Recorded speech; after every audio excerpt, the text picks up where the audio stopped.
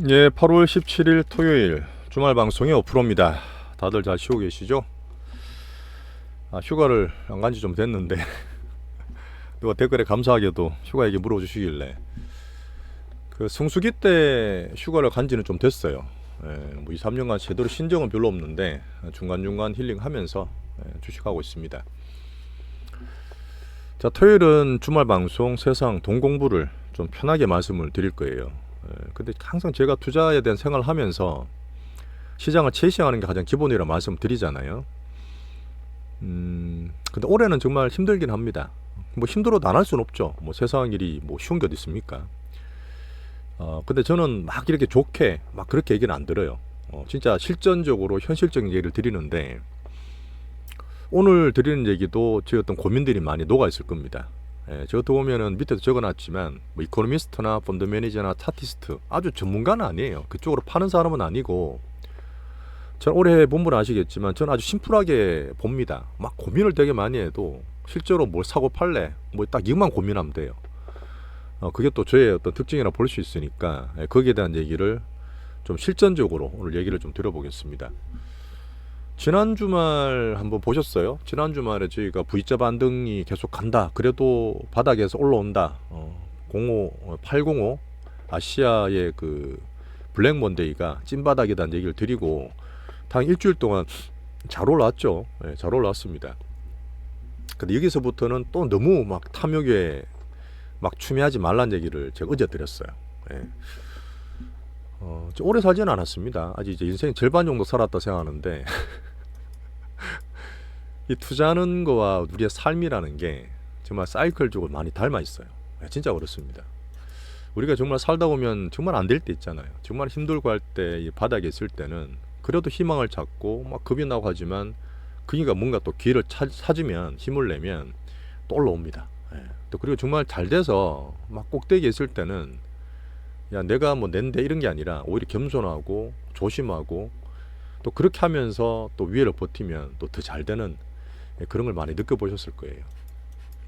특히 저는 또 주식하면서 그런 걸 많이 겪고 있는데 오늘 얘기 드릴 부분이 그렇습니다. 제가 2024년에 뭐 힘들다, 뭐 변동이 심하다 이런 얘기를 자꾸 드리고 있지만 진짜 솔직히 그러실 거예요. 이거 보시는 분 중에 정말 전문가도 제 지인도 계실 텐데 많지는 않겠지만 그 제 지인한테는 이해 안 해요. 저 유튜브 하는 얘기를. 우리끼리만 속닥하게 그냥.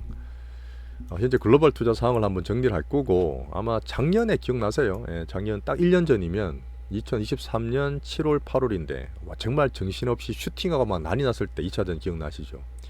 이거를 말씀드리면서 지금에 적용할 부분이 있습니다. 그리고 이제 금리 인하기 수십 년간의 트렌드를 잠깐 보여드릴 텐데 항상 금리 인하를 하게 되면 특히 미국이 정신은 망가졌다. 이번에도 그럴 거야 하는 분들이 계세요. 근데 저는 그렇게 보진 않습니다. 거기에 대한 얘기를 한번 이론적으로 볼 거고요. 어쨌든 과정입니다. 그럼에도 불구하고 2024년 하반기 때 여전히 긍정적인 뷰를 유지하면서 우리 수확을 할 수 있는 우리 포트 잘 집중하고 있다고 말씀드리는 거죠. 오늘 말씀 드려볼게요. 10년 대계 시전 투자 제리 채널 5%입니다.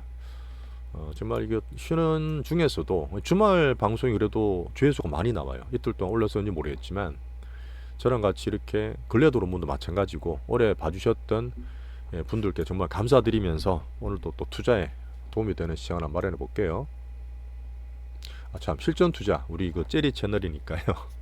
한 번씩 이렇게 좋아요, 구독 한번 눌러주세요. 부탁드리겠습니다.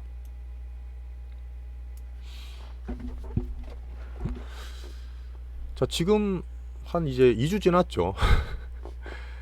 805 아시아 블랙먼데이 때는 도대체 왜 그랬을까? 왜 그렇게 전 세계 글로벌 빅머니들이 한번 발작을 일으켰을까?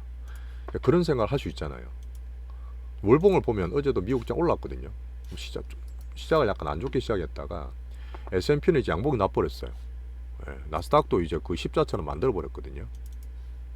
이렇게 됐단 말이에요. 일봉 봤을 때는 정말 우리 약간 지옥 같았잖아요. 우리 그때 250포인트 빠졌습니다. 그건 난리도 아니었잖아요. 그리고 나서 정상적으로 올라와서 이제 계좌를 좀 열어보자. 이 시장 충격은 저는 일시적이라 봅니다. 일시적이라 봐요.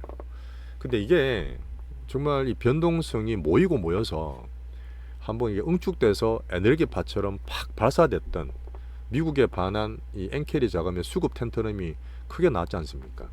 그건 앞으로 또 나올 수도 있어요. 근데 해서 뭐 큰 거는 나왔기 때문에 겁을 낼 필요는 없고, 이렇게 쏠려 있던 이 흐름들이 왜 그런지는 알아야 될 거 아니에요. 어떻게 보면 제가 금리를 잠깐 띄워놨지만 1980년, 70년 오일 쇼크 1차, 2차 때, 그 다음에 블랙먼데이 있었고 90년대 IT 버블, 2000년도에 중국이 엄청 살아났다가 미국이 부동산 같은 거 서프라임 100년 만에 하던 금융 리스크, 그다음 올라오면서 또 중간에 중국 살짝, 코로나 살짝, 2022년에 또 크게 빠졌던 이런 금리가 왔다 갔다 하는 사이클에 따라서, 금리와 원래 주식은 반대로 하는 거 아시죠? 원래 반대예요. 위험자산의 대표 주식, 안전자산의 대표인 채권입니다. 근데 이게 꼬였어요. 쉽게 말하면 꼬였습니다. 이렇게 사계절론이 어떻다, 뭐 저금리 때 부채 늘려서 올라간 팔고, 이 대중의 반대로 가서 했던, 아주 제가 단순하게 말씀드렸던 경기와 어닝에 대한 함수 있잖아요. 이 부채와 크레딧, 인류가, 내가 왔을 때는 인류가 수천 년간의 가장 위대한 저는 발명품이라고 봅니다. 이 금융이라는 게, 이 금리든 환율이든 이런 사이클이 정말, 이거는 눈에 보이지 않는 정말 대단한 발명품이라 생각하는데, 자본주의가 살아있는 한 이런 정통 사이클이 많이 꼬여 있는 거예요. 많이 꼬여 있고 누적 되고 있는 가운데 한 번씩 출렁출렁 이렇게 발작이 나는 과정이라 봅니다. 그 원인들이 여러 가지 변수들이 생긴 거잖아요. 변수 생겼는데 뭐 가끔 제가 말씀드렸던 부분입니다. 2022년에 뭐 전 세계 금융 대통령이라 할 수 있는 페드의 파월도 실수했잖아요. 야, 지금 인플레 아무것도 아니야, 일시적이야 하다가 큰 코를 다쳤죠. 2022년에 불이 나게 자이언트 스텝, 빅 스텝 막 난리 나게 금리를 올렸던 적도 있고, 요때 있죠. 확 올랐잖아요. 자, 그 부분이 뒤에도 있지만 이 글로벌 절대 패권인 미국이 흔들렸어요. 미국이 절대적으로 있으면 그 얘가 대장이니까 뒤에 따라가면 됩니다. 미국 따라서 가면 돼요. 근데 2000년대 초반에 중국이 좀 커졌고 2008년에 미국이 자기 재코와 흑자다 보니까 자기 GDP의 70%까지 따라왔던 중국을 못 잡았어요. 어떻게 보면 2001년에 중국을 WTO 가입시킨 게 미국입니다. 중국이 너네들이 저임금으로 싼 거 이렇게 해서 많이 만들어서 공급에 대한 밸류치를 담당해 역할을 줬던 거예요. 그러니까 중국이 엄청나게 열심히 해서 1인당 GDP가 뭐 몇천 불에서 이제 참 몇백 불에서 몇천 불까지 올라왔잖아요. 그런 상태로 올라오다 보니까 이 중국이 너무 커졌던 버린 거지. 그 다음에 이제 불이 나게 트럼프다, 그저 오바마다 지금 하고 있지만 중국을 못 잡았던 겁니다. 그 제 뒤에 말씀드리겠지만 이 중국 얘기를 잠깐 하고 넘어가야 돼요. 그런 상태에서 이제 돈을 풀고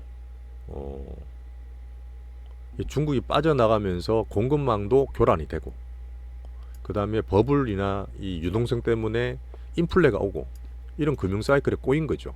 40년 만에 인플레, 30년 만에 신냉전, 이렇게 말은 편하게 하지만 앞으로도 미중 패권은 계속 가요. 자, 그런 가운데 또 좋은 건 뭐냐, 인터넷 시대가 10년 20년 왔듯이 AI 빅뱅 시대가 또 오고 있네. 왜? 이런 상태에서 빅테크들이나 기업들은 자기들 먹고 살아야 되니까 먹거리를 개발하고 있는 거고, 그 뒤에는 또 미국 정부가 있습니다. 그게 정치적으로 해석이 되는 거죠. AI 빅뱅 사이클은 앞으로 10년 간다 보기 때문에 제가 10년 되게 제리 채널 오픈한다는 이제 근거가 되는 겁니다. 이게 사실 있다 보니까 큰 흐름상 막 빅수급들도 심리도 막 이렇게 되는 거죠.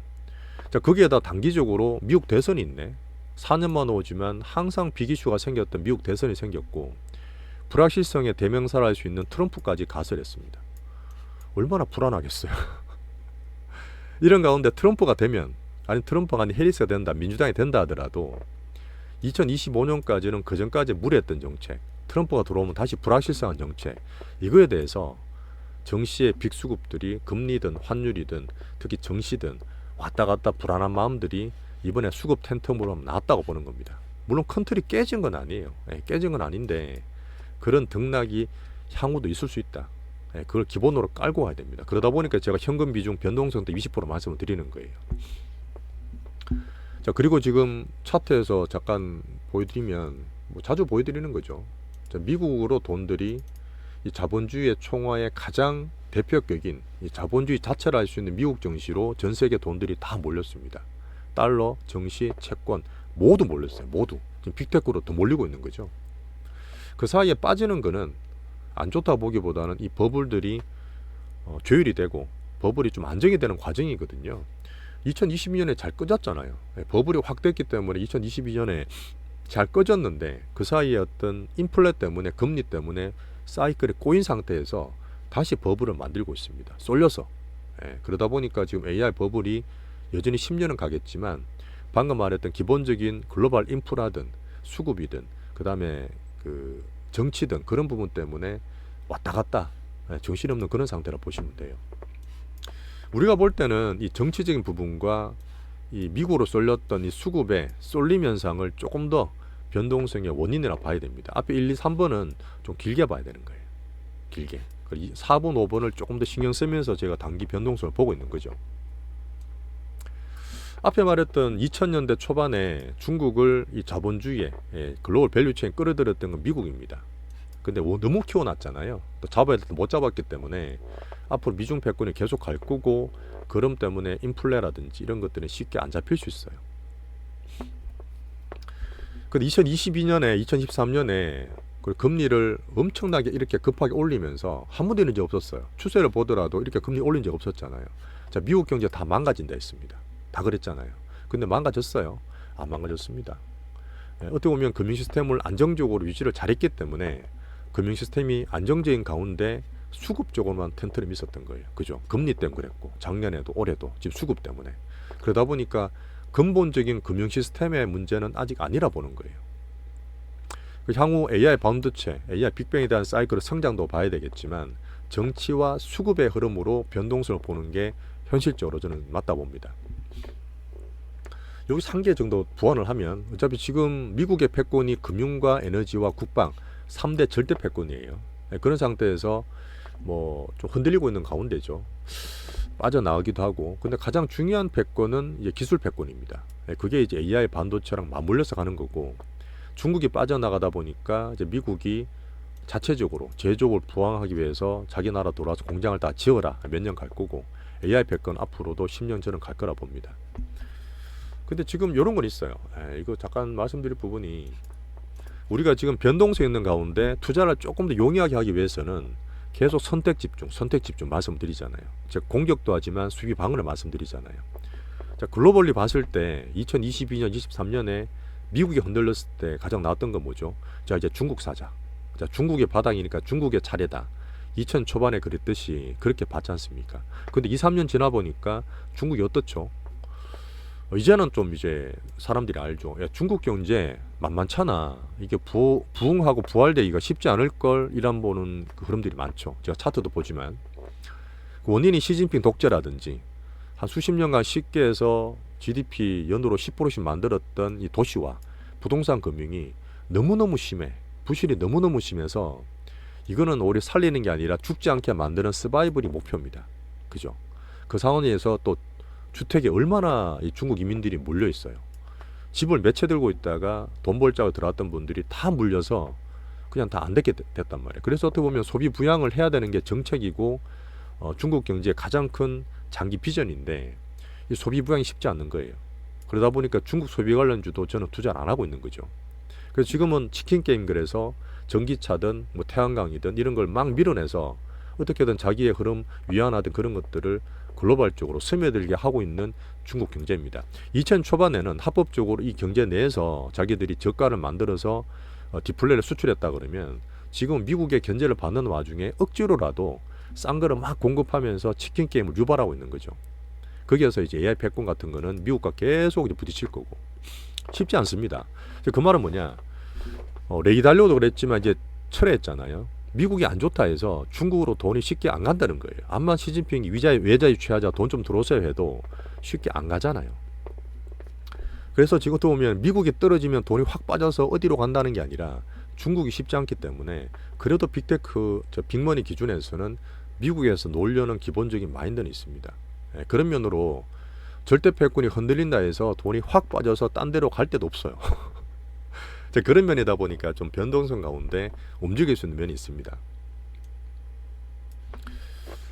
앞에 잠깐 얘기 드렸고 지금 작년 얘기 드리면서 제가 하나 말씀드릴 부분은 뭐냐면 작년 2023년 8월에 그 기억나실지 모르겠지만 우리나라가 제가 작년 초에 2차 전지를 주력을 했습니다. 2022년 말부터 사모았죠. 그때 제가 2차 전지 7개 정도 뽑아서 포트를 완전 집중 투자식으로 했어요. 레버리지도 막 쓰라고 막 그랬던 말씀드렸던 부분이었어요. 저도 옛날에 그랬던 적이 있습니다. 근데 지금은 그렇게는 안 하는데, 자 그렇게 하고 어쨌든 2023년에 이때부터죠. 올라오기 시작해서 이 상반기 수익 잘 냈어요. 잘 냈고 우리나라 자체적으로 그랬지만 수급, 우리나라의 수급 특장점이 있잖아요. 에코프로 1배 갔습니다. 그죠? 10만원짜리 150만원까지 찍었고 포스코 퓨처엠도 한 3배 4배 갔었고 포스코나 포스코 인터 같은 것도 많이 들고 있었죠. 그 다음에 이제 코스피 자전지가 좀 아쉬웠습니다. 수익이 많이 났다가 본전에서 지금 손실 나이고 뭐 이렇게 떨어 있는 상태인데 전체 포트로 봤을 때는 수익은 괜찮았어요. 앞에 애들이 워낙 수익이 괜찮았기 때문에 당연히 포스코 이 종목들은 7월달 우리 슈팅할 때 다 팔았어요. 어떻게 보면 에코프로나 이것들을 왕창 엑시트를 못한 게 좀 아쉽지만 어쨌든 우리가 수급 봤을 때 우리나라에서는 상반기 때 이 미친 버블 슈팅이 나왔습니다. 10배씩 났고 그랬잖아요. 뭐 금양이 이런 것들. 그래서 슈팅하고 빠진 이후에 작년 8월 달에 우리 에코프로로 떨어지면 사고 올라간 팔고 10%짜리 단타를 3번 했던 기억 나실 거예요. 자 그렇게 하다가 미국의 9월 10월에 금리 발작 나오면서 왕창 떨어졌습니다. 이번처럼 좀 생각보다 더 떨어졌던 거죠. 결국은 회복을 다 했는데 작년 어떻게 보면 제가 이렇게도 기본 갖고 하면서 매매를 많이 했어요. 매매를 많이 했고 어떻게 보면은 산타랠리 때도 뭐 빅스급주 같은 거 좀 했지 않습니까? 단타도 중간중간 했는데 작년하고 지금 다른 건 뭐냐면 이렇게 한번 쭉 올라가면서 흐름을 더 봐드리는 거예요. 자 하반기 때 제가 반도체로 주력 포트를 교체를 했습니다. 약한 거 빼고 이제 앞으로 반도체라 해서 AI 쪽으로 하이닉스 사고 엔비디아 올해 초부터 사고 막 그랬지 않습니까? 그래서 산타랠리도 했던데 뭐 여기서 하나 짚고 넘어갈 거 그렇습니다. 작년에 와 뭐 많이 못 팔았다. 뭐 어쨌든 2차전지 정말 좋았는데 그 2차전지 작년에 제가 엄청 얘기 드렸잖아요. 근데 지금 올해부터는 한 번도 얘기는 안 드립니다. 오히려 안 좋게 얘기 드리는 거죠. 그래서 많이 갖고 있었다, 많이 올랐다, 뭐 이런 게 중요한 게 아니라 주식은 그냥 시세대로 시장대로 따라가는 거예요. 암만 작년에 뭐 몰입하고 올인해서 2차전지 했다 하더라도 지금 안 좋으면 버리는 겁니다. 근데 지금 좋은 주력주 반도체로 작년부터 하반기부터 집중해서 하고 있는 거예요. 미련 가지실 필요도 없고 종목에 대해 사랑을 주실 필요도 없어요. 어떻게 보면 그렇죠. 작년에 그렇게 좋았지만 안 좋을 때 더 버리고 약한 거 버리고 좋은 거 강한 걸로 자꾸 모아서 키웠던 분들은 올해 아마 해피하실 거예요. 작년에 좀 덜 팔았다, 많이 못 팔았다 하시더라도 그런 면을 제가 올해 내내 말씀드렸기 때문에 그 포트 작업이 강강약약 측면에서는 항상 제가 맞다는 얘기를 한 번 더 드리는 거고 지금 반도체든 뭐든 마찬가지입니다. 애들이 계속 올라갈 수 없어요. 슈팅되고 하면 또 우리가 줄일 겁니다. 줄이고 나서 또 새로운 또 바이오든 뭐든 대장주가 또 나올 수 있다고 말씀드리는 거죠. 하지만 작년보다 올해가 좀 힘든 이유가 작년은 지수도 코스피든 뭐든 미국도 마찬가지지만 지금보다 더 올랐잖아요. 싼 게 가장 좋았던 건데 올해는 더 올랐던 거고 또 시장 수급도 정말 바닥에서 2022년에 정말 많이 털렸잖아요. 이렇게 털렸기 때문에 리셋해서 빅수급들이 시작이 되게 좋았던 거예요. 개인들로 다 물리고 다 털어져 나오고 하다 보니까 제가 말하는 시장 수급이 되게 바닥에서 순수했습니다. 그런 면이었고 또 지금 우리나라에서 엄청 많이 빠져나오고 있고 다 미국 많이 가셨잖아요. 그러다 보니까 서학개미도 지금보다 많이 적어서 우리나라 수급이 괜찮았던 시절이었죠. 근데 지금 현재는 물론 엔비디아 같은 것도 하고 있지만 우리 국내가 미국과 합쳐서 볼 때 이 변동성, 정치, 경제, 어닝, 그다음 매매보다는 저희가 수익 만들 초점 맞추고 있는데 작년과 올해가 분명히 변한 게 뭐냐면 되게 더 집중하죠. 매매 수도 횟수도 되게 줄죠. 어떻게 보면 그렇습니다. 작년에 해서 결과적으로 1년 동안 1월 달부터 작년 12월에 딱 계좌를 까봤을 때 저는 수익의 50%에서 70% 나 있는 게 정상이라고 보거든요. 전체 포트대로 제대로 했으면. 올해 같은 케이스도 중기가 반이다, 뭐 단기가 얼마다 말씀드리지만 현재로 갖고 있는 주력으로 들어가고 단타 개별주 한다 하더라도 수익이 사실 그 정도 나 있어야 됩니다. 그게 정상인 거예요. 매매를 이것저것 빨리빨리 하는 이 매매가 중요한 게 아니라 결론적으로 우리가 사이클을 타고 온갖 얘기 다 드리면서 올해 말 정도에 올해 대선 정도 딱 계좌를 까봤을 때 수익이 나 있어야 된다니까. 올해 초보다 최소 50% 이상 수익이 나 있어야 된다니까요. 그렇게 해야지만 우리가 10년을 가져갈 수가 있습니다. 그 작년에 대한 아쉬움도 버리고 작년 했던 거에 대해서 그런 포트 비중에 대한 강강약약에 대한 그런 말씀드리는 이유가 지금 갖고 있는 것도 그렇게 하시자는 얘기예요. 저는 분명히 우리 갖고 있는 것들 제대로 수익 보고 팔 수 있다. 그런 타이밍을 잡기 위해서 말씀드리는 거고요. 자, 구체적으로는 지금 매매를 많이 안 한다 하더라도 갖고 있는 것들 제일 괜찮습니다. 수익도 많이 나 있고 제일 강하기 때문에 AI 반도체나 우리 빅바이오 있죠. 몇 개 안 됩니다. 그 다음에 조금씩 공모사 말씀드리는 일부 개별주나 관종들 종목 발굴을 하고 있잖아요. 그러면서 키울 수 있는 부분이기 때문에 비중을 너무 올빵하지 마시고 너무 사랑하지 마시고 제가 말했던 현금 비중이나 시장 흐름 보시면서 계좌를 키워가시자는 얘기예요. 계좌를. 매매를 많이 하시자는 얘기가 아니라 그렇게 하면서 올해를 저는 수학기로 잘 만들어가고 싶습니다. 종목 얘기는 제가 매일 이제 파토트에서 말씀드리니까요. 자, 그래서 2024년 올해 기준은 여전히 코스닥은 안 봐요. 금투세 이런 것도 물론 있지만 코스피가 가장 기준이기 때문에 반도체를 가장 기준으로 우리 대장포트 위주로 보시고 코스닥은 어지간하면 잘 안 봅니다. 약한 거잖아요. 그래서 금투세가 어쨌든 간에 코스닥을 안 보고 우리는 그 중에서 빅바이오만 여전히 잘 가져가시면 돼요. 자, 개별주나 관종주는 종목 발굴이나 제가 참고 공부하는 차원에서 말씀드리니까 그렇게 봐주시면 좋겠습니다. 주중에 제가 가끔 말씀드렸던 게 그 뒤에 있는 부분인데 금리 인하와 시장 반응이거든요. 요거는 사실 제가 좀 간단하게 말씀드려야 돼요. 사실 이거를 깊게 팔 만한 저도 실력이 되지 않습니다.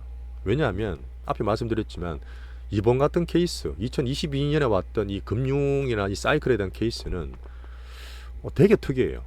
되게 특이합니다. 온갖 걸 다 짬뽕시켜 놨기 때문에 제가 보는 결론이 있어요. 제가 보고 있는 또 결론은 슈팅이 나오더라도 왔다 갔다 할 수 있습니다. 왔다 갔다 변동이 나올 수 있기 때문에 올라갈 때마다 팔고 떨어지면 또 공포에 쩔어서 또 손절치지 말고 그런 패턴을 계속 이번처럼 만들어 갈 수 있어요.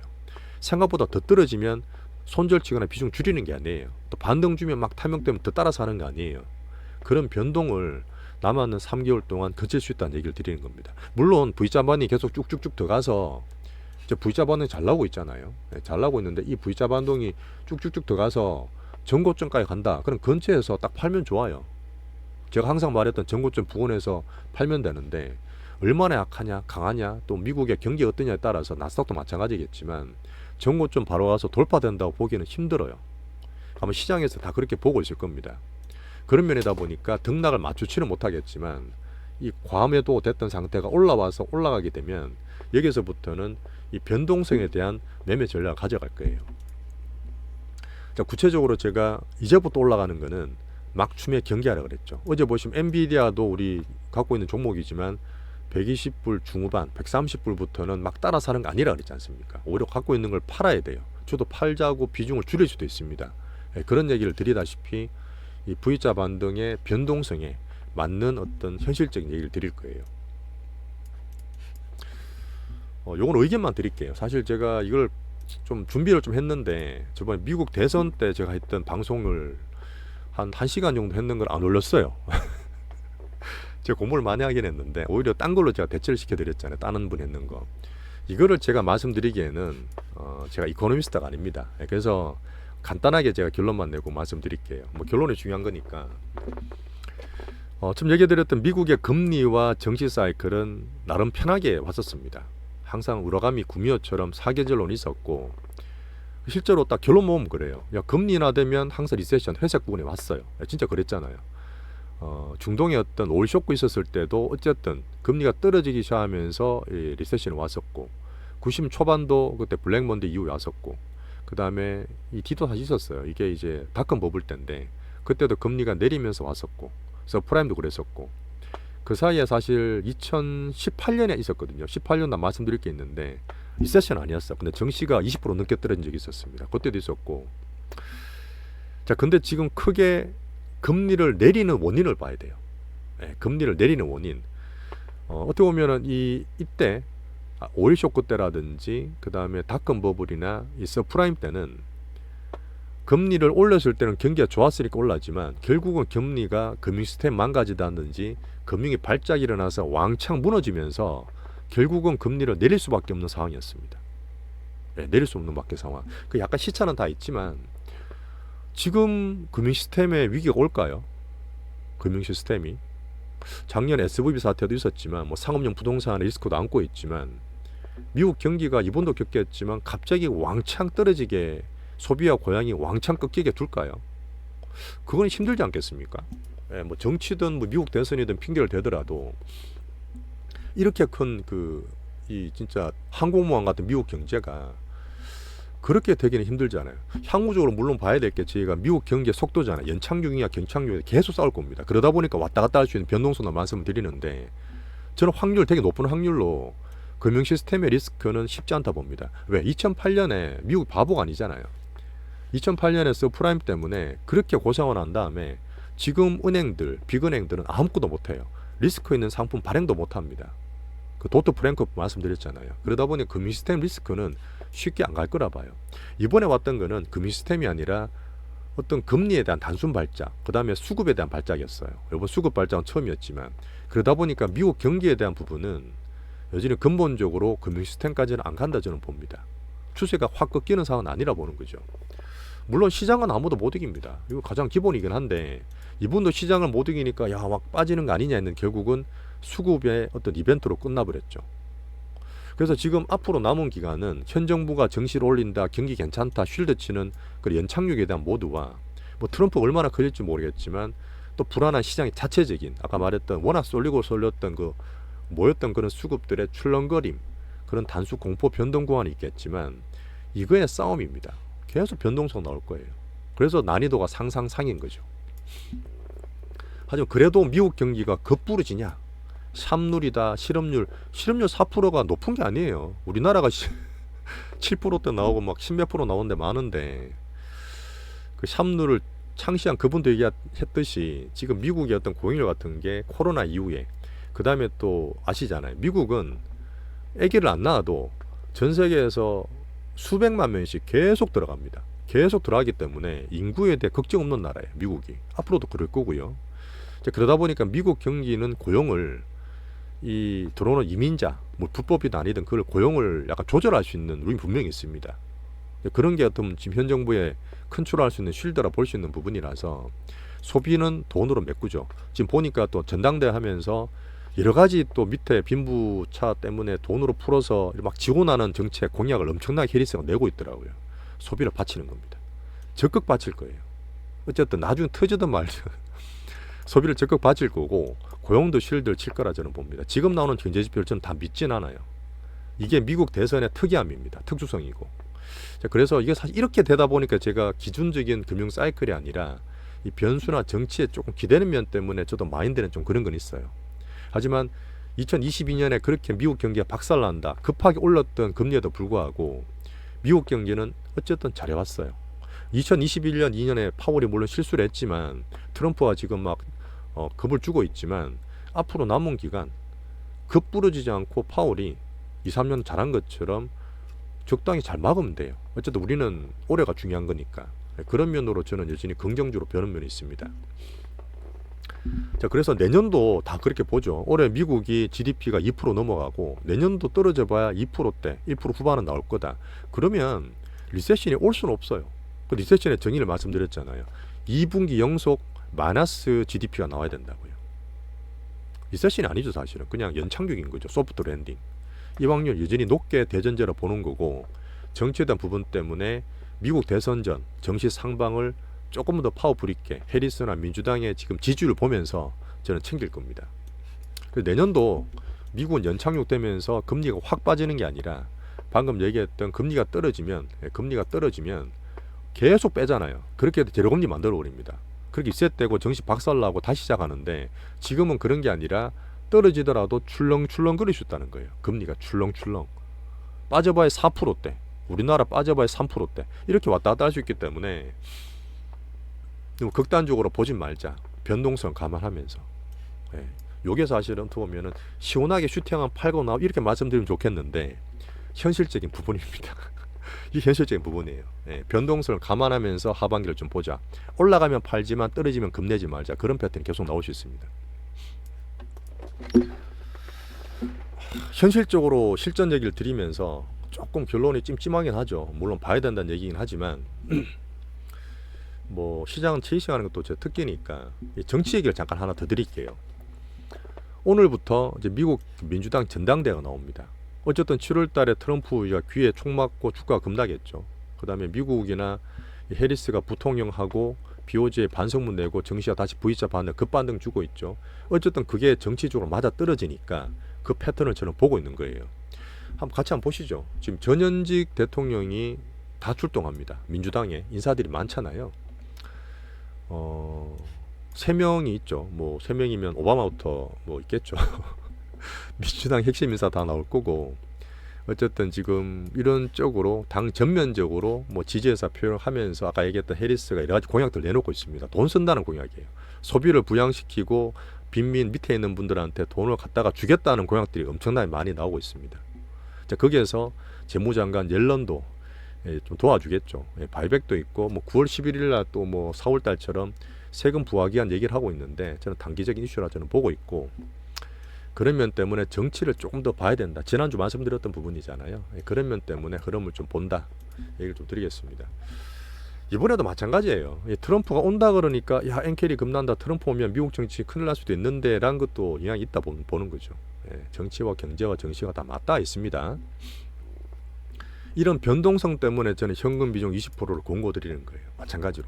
현금 비중 가지고 계시고 올라갈 때마다 현금 비중을 늘릴 수도 있습니다. 그래서 올라간 팔아서 이 변동성 장세에 슈팅될 때마다 조금씩 현금 비중을 익절하는 수학기를 만들고 싶은 생각이에요. 오늘 얘기는 제가 조금 편하게 드렸지만 뭔가 조금 찜찜할 수도 있죠. 변동성이라고 하니까. 하지만 지금 V자 반등이 끝나진 않았습니다. 분명 매물대 같고 수급 텐트림이 끝났기 때문에 여기서 이제 추가로 가는 거는 조금 부담을 느낀다는 얘기를 제가 드렸죠. 그런 면을 봐주시고 올라가면 또 팔 수도 있어요. 지금 제가 봤을 때 확 올라가서 신고가를 뭐 시도한다. 뭐 그렇게 되면 좋겠지만 이 금리가 빠지니까 이제는 정시에 좋다 이렇게 보기에도 힘들고 또 금리가 뭐 지금 뭐 안 내리진 않을 거 아닙니까? 그렇다 해서 야 너무너무 지금 미국 경기가 좋아 계속 성장이만 올인하자 이런 또 연준의 스탠스도 안 나올 거잖아요. 되게 미묘합니다. 현실로 받아들일 부분이고요. 사실 제가 투자를 또 열심히 하고 얘기를 드리지만 또 주변에 보시면 특히 우리나라 얘기를 잘 안 드렸는데 수출주도 소규모 개방 경제인 우리나라 경제는 주식하고 상관없어요.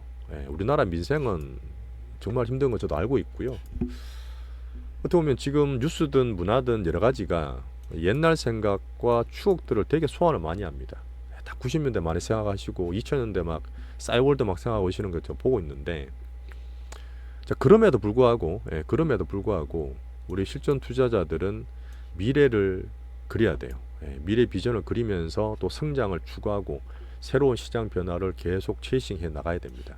이거는 투자자 숙명이에요. 그런 면에서 또 오늘 한번 얘기를 드렸고요. 오늘 저 이 정도로 마칠게요. 어쩌면 다음 주에도 미국 괜찮았기 때문에 올라가는 과정에서 저희가 한번 실전적으로 말씀드리겠습니다. 자, 10년 되게 같이 가주셨으면 감사하겠고요. 남은 주일 힐링 잘 하시고 월요일 날 또 힘차게 뵙겠습니다. 감사합니다.